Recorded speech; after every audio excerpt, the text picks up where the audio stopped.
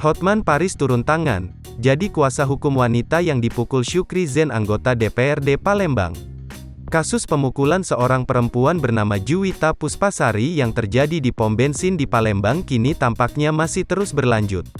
Usai pelakunya anggota DPRD Syukri Zen ditetapkan sebagai tersangka dan dipecat dari Partai Gerindra.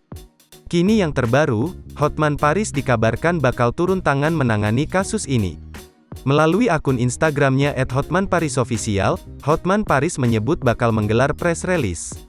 Dalam program Hotman 911, 911 adalah program bantuan hukum gratis bagi pencari keadilan khususnya bagi masyarakat ekonomi lemah.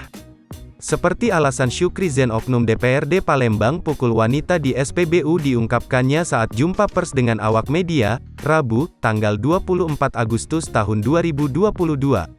Syukri Zen oknum DPRD Palembang pukul wanita di SPBU mengatakan alasan dia melakukan penganiayaan memukuli korban di salah satu SPBU karena tidak diberi jalan saat antre hendak membeli minyak.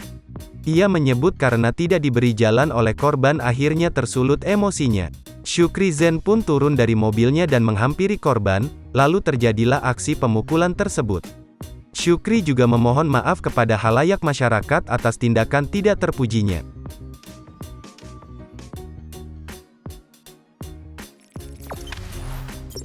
Jangan lupa subscribe, share, komen, dan like ya!